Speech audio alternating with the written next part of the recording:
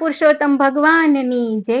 આજે અધિક જેઠ સુદ દશમનો અધ્યાય 10મો ઋષિ દુર્વાસા અને મેઘવતીનો સંવાદ એના વિશે વાત કરશું. એ પછી પુરુષોત્તમ માસની કથા છે, ગંગા સ્નાનની કથા. ગંગા સ્નાનની કથા સાંભળ્યા પછી સંકીર્તન સાંભળશું અને છેલ્લે શ્રી પુરુષોત્તમ સહસ્ત્ર નામનો આજનો પાઠ કરીશું. તો વિડીયોને અંત સુધી જોતા રહેશો. લાઈક કરજો, સબસ્ક્રાઇબ કરજો અને કોમેન્ટમાં જય પુરુષોત્તમ લખજો. જય શ્રી કૃષ્ણ. ઓમ નમઃ શિવાય. હર હર મહાદેવ. ભક્તિ કથા ચેનલમાં આપ સૌનું સ્વાગત છે. ભગવાનના સુંદર ચિત્રો સહિત પવિત્ર કથાઓ સાંભળવા માટે જરૂર સબસ્ક્રાઇબ કરો ભક્તિ કથા ચેનલ. જો આપ આ ચેનલ ઉપર નવા હો તો ચેનલને સબસ્ક્રાઇબ કરવાનું ભૂલશો નહીં. અધ્યાય 10મો ઋષિ દુર્વાસા અને મેઘવતી સંવાદ. સુતજી બોલ્યા, હે મુનિ શ્રેષ્ઠો, નારદજીના પૂછવાથી ભગવાન નારાયણે જે જણાવ્યું હતું તે તમને કહું છું, તે સાંભળો. મુનિ દુર્વાસાએ મેઘવતીનું દુઃખ સાંભળીને તેને દૂર કરવાના ઉપાય તરીકે કહ્યું, આજથી 3જે મહિને પુરુષોત્તમ માસ આવે છે. આ માસમાં કોઈ વ્યક્તિ તીર્થ સ્નાનમાં સ્નાન કરે તો બ્રહ્મ હત્યાથી તે મુક્ત બને છે. બીજા બધા મહિના, પખવાડિયા કે પર્વો આની તુલનામાં આવી શકે તેમ નથી.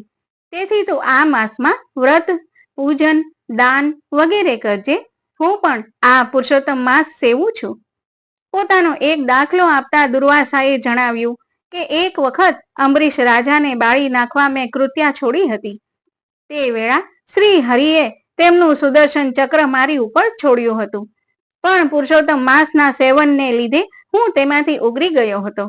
એટલે મારી તો તને સલાહ છે કે તું પુરુષોત્તમ માસનું સેવન કર. દુર્વાસા મુનિના આ વચનો દુર્ભાગ્યવશ મેઘાવતીને ન ગમ્યા. તેણે કહ્યું, હે મહામુનિ, બીજા મહિનાઓને હલકા કેમ ગણો છો? ઉપરાંત પૃથ્વી ઉપર સૂર્ય, શંકર, ગણપતિ, જગદંબા આદિ દેવી દેવતાઓ મન વાંછિત ફળ આપનાર છે. હું તો શ્રી રામ અને શંકર ભગવાનને શ્રેષ્ઠ માનું છું. હું રાત દિવસ તેમનું ધ્યાન ધરું છું. એ મારા દુઃખો નહીં કાપે? આપ પુરુષોત્તમ માસના આટલા બધા વખાણ કેમ કરો છો? મેઘાવતીના આ વચનો સાંભળીને દુર્વાસા મુનિ ક્રોધથી લાલ ચોળ થઈ ગયા, છતાં પોતાના મિત્રની અનાથ પુત્રીને તેમણે શાપ આપ્યો નહીં. તેમણે વિચાર કર્યો કે આ બાળક બુદ્ધિ છે, તેને પુરુષોત્તમ માસના પ્રભાવની ખબર નથી.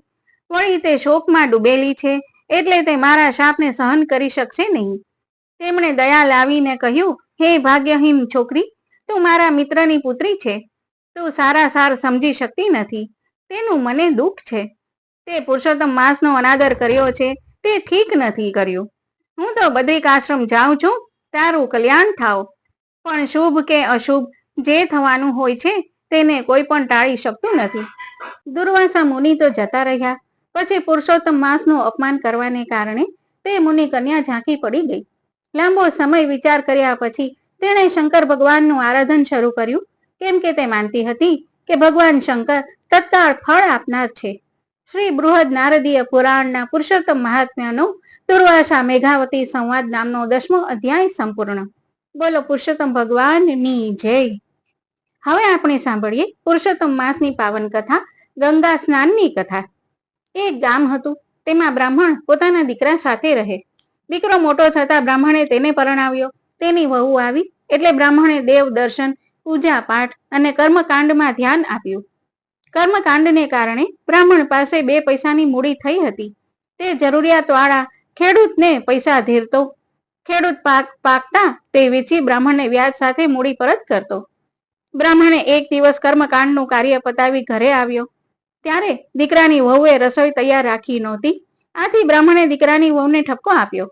વહુ જરા મિજાજવાળી હોવાથી તેણે તો કોઈને કહ્યા વગર પિયર ચાલતી પકડી. બ્રાહ્મણનો દીકરો ઘેર આવ્યો ત્યારે પિતા પાસેથી બધી વિગત જાણવા મળી.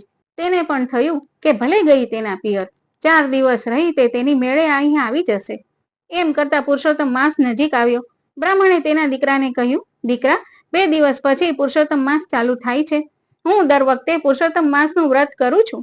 તારી માં હતી એટલે મને કોઈ વાંધો આવતો નહોતો. હવે તારી માં નથી, આ વખતે મારે વ્રત હશે. નદીએ કથા વાર્તા કહેવા રોકાવું પડશે.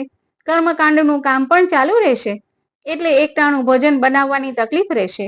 તું તારી પત્નીને તેના પિયરથી તેડી લાવ, જેથી તે ઘરનું કામકાજ સંભાળશે, તો હું શાંતિથી પુરુષોત્તમ માસનું વ્રત અને ભક્તિ કરી શકીશ. દીકરો તો તૈયાર થઈને સાસરે નીકળ્યો. રસ્તામાં એક ખેતર આવ્યું. ખેતરમાં મજાનો પાક થયો હતો. સરસ મજાના પાકને જોઈને તેનું દિલ ઠર્યું. ત્યાં તેની નજર ખેતરમાં ચરતી ગાય ઉપર પડી. તરત તેને યાદ આવ્યું કે આ ખેતર તો ધનજી પટેલનું છે. ધનજી પટેલને પોતાના પિતાએ પૈસા ધીર્યા હતા, આ વાતની તેને ખબર હતી. ગાયને ચરતી જોઈને તે વિચાર કરવા લાગ્યો કે આ કોઈ ભટકેલ ગાય પેસી ગઈ હશે, રોજ આવીને આ મહામૂલો પાક ચરી જતી હશે. જો આ રીતે આવા હરાયા ઢોર ઊભો પાક ચરી જાય તો પછી ખેડૂત ખાય શું અને પૈસા ક્યાંથી ભરે? પોતાના પિતાના પૈસા વસૂલ કરવા માટે પણ ગાયને મારીને હાંકી કાઢવી જોઈએ. બ્રાહ્મણનો દીકરો હજી આવો વિચાર કરે છે ત્યાં તો ધનજી પટેલ આવી પહોંચ્યો. તેણે તરત ચાળી ખાધી. પટેલ, આ રોજ આવીને ચરી જતી હશે, આજ તો મારી મારીને ખો ભૂલાવી દો. પાક તૈયાર થાય ત્યારે આવા હરાયા ઢોરનું ખાસ ધ્યાન રાખવું જોઈએ.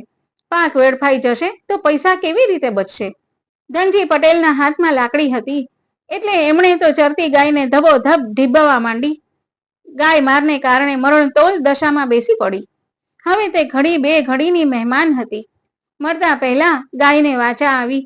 તેણે બ્રાહ્મણના દીકરાને શાપ આપ્યો, બ્રાહ્મણ પુત્ર, તે મારી વિરુદ્ધ ખોટી ભંભેરણી કરીને મને ખેડૂત પાસે ઘણો માર ખવડાવ્યો અને તેના પરિણામે હું થોડી વારમાં મરી જવાની છું. હવે તારા કર્મના ફળ રૂપે તું ગધેડાનો અવતાર ભોગવીશ. આ શાપ સાંભળીને બ્રાહ્મણના દીકરાને પરસેવો વળી ગયો. તે ગભરાયો. આ તો ગાય માતાનો શાપ, કોઈ કાળે મિથ્યા ન થાય. તે તો ગાયના ચરણોમાં ઢળી પડ્યો અને કરગરવા લાગ્યો, હે ગાય માતા, મારાથી અક્ષમ્ય અપરાધ થયો છે, મને ક્ષમા કરો. મારા પાપની સજા ભોગવવા હું તૈયાર છું, પણ આ શાપમાંથી હું ક્યારે અને કઈ રીતે મુક્ત થઈશ એટલું તો કહેતા જાઓ. ગાય બોલી, તું તારે સાસરે જઈશ ત્યાં તું ગધેડો બનીને જઈશ. હવે તારી વહુ તને ગધેડાના સ્વરૂપમાં અહીં લાવી ને પુરુષોત્તમ માસની શરૂઆતથી માંડી છેલ્લા દિવસ સુધી રોજ સવારના ગંગા નદીમાં સ્નાન કરાવે, પોતે સ્નાન કરે અને તેને ખવડાવીને એકટાણું કરે, તો તેના પુણ્ય પ્રભાવે તું ગધેડામાંથી પાછો અસલ રૂપમાં આવી જઈશ. આટલું કહ્યું પછી ગાય તો મરી ગઈ. બ્રાહ્મણ પુત્ર ભાંગેલા પગે સાસરે ગયો. તેને ઢીલો જોઈને સાસરી પક્ષવાળા રાજી થયા. તેઓએ માન્યું કે હવે કેવા ઢીલા થઈને તેડવા આવ્યા છે. બ્રાહ્મણ પુત્રે ગાયના બનાવની બધી વાત પોતાની પત્નીને કરી. તેનો શાપ અને તે શાપમાંથી મુક્ત કેમ થવાય તેનો ઉકેલ બધું જણાવ્યા પછી તરત તે ગધેડો બની ગયો. વહુ ધર્મનિષ્ઠ હતી. એ ગધેડાને લઈને સાસરે આવી. પુરુષોત્તમ માસ શરૂ થતાં જ તે રોજ સવારે ગધેડાને લઈને ગંગા નદીમાં સ્નાન કરાવે, પછી પોતે સ્નાન કરી વાર્તા સાંભળે, ગધેડાને ખવડાવીને ખાય. લોકો આ બધું જોઈને ઠઠ્ઠા મશ્કરી કરે, પણ વહુ તો એ ભલી અને એનું વ્રત ભલું. આવી જ રીતે રોજ વહુ ગધેડાને લઈને નદીએ જાય, તેને નવડાવે, પોતે નાહી લે. આ વાત ત્યાંના રાજાને કાને ગઈ.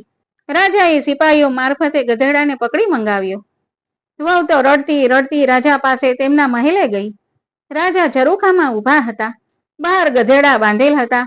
વહુ તો ગધેડા પાસે ગઈ અને તેના શરીર ઉપર હાથ ફેરવવા માંડી. પછી રાજાને ઉદ્દેશીને કહ્યું, મહારાજ, મારો ગધેડો મને પાછો આપો. તેને નવરાવી તેમજ ખવડાવી પછી મારે જમવાનું નીમ છે. રાજા કહે, તું નદીએ જઈને ગધેડાને નવડાવે, તેથી ગંગા નદીનું પાણી ખરાબ થઈ જાય છે. ગંગા નદીમાં બધા જ લોકો નાય છે. આ પુરુષોત્તમ માસ છે એટલે નાનારની સંખ્યા અધિક છે. એમાં તું આ ગધેડાને નવરાવે તે યોગ્ય નથી. વહુ બોલી, હે મહારાજ, મારો આ ગધેડો સામાન્ય ગધેડો નથી પણ દેવતાઈ છે. એનું સાચું સ્વરૂપ જોવું હોય તો પુરુષોત્તમ માસ પૂરો થાય ત્યારે તમે મારા ઘેર આવજો. રાજાના દિલમાં દયા આવી. એમણે ગધેડો વહુને સોંપી દીધો. નિત્ય નિયમ મુજબ વહુએ ગધેડાને નવડાવી ખવડાવીને પુરુષોત્તમ માસ પૂરો કર્યો. હવે તે ગાય માતાના શાપમાંથી મુક્ત થવાની તૈયારીમાં હતો. વહુએ ગંગા જળનો લોટો ભરી લાવી ગધેડા પાસે ઊભા રહી પ્રાર્થના કરવા લાગી, હે પુરુષોત્તમ ભગવાન, મેં જો આખો મહિનો પૂરેપૂરી શ્રદ્ધાથી તમારું વ્રત કર્યું હોય તો ગાય માતાના શાપમાંથી મારા પતિને મુક્ત કરી અસલ સ્વરૂપમાં પાછો આપો. આટલું કહી તેણે 3 વાર જળ તેના ઉપર છાંટ્યું, જેથી તેનો પતિ અસલ સ્વરૂપમાં આવી ગયો. બીજા દિવસે રાજા રાણી વહુને ઘરે આવ્યા. તેમણે આજુબાજુ નજર કરી તો વહુ કોઈ યુવાન સાથે વાતો કરી રહી હતી તે જોયું. વહુની નજર રાજા રાણી ઉપર પડતા તે તરત ઊભી થઈ રાજા રાણી પાસે જઈ નમન કરવા લાગી. પછી પોતાના પતિને પણ રાજા રાણીને નમન કરવા કહ્યું. છેવટે વહુએ બધી વાત કરી. પુરુષોત્તમ માસના વ્રત સ્નાનનો આવો અલૌકિક મહિમા જાણી રાજા રાણીએ પણ આ જીવન પુરુષોત્તમ વ્રત રાખવાનો સંકલ્પ કર્યો. ગામ લોકોને પણ આ પ્રસંગ પછી પુરુષોત્તમ માસના વ્રત અંગે વધુ આસ્થા અને શ્રદ્ધા બેઠી. ગંગા જળ સમ જળ નહીં, જે પાપ બધાના ધોય, પતિતને પાવન કરે, જે સ્નાન કરતા હોય. પુરુષોત્તમ ભગવાનની જય. હવે આપણે સાંભળીએ પુરુષોત્તમ માસનું એક સુંદર સંકીર્તન. હે મુરલી વાળા શ્યામ, આવો ને મારે દ્વાર, રાધાજી સંગે આપો દર્શન અપાર, તમારી એક ઝલક જીવનનો આધાર.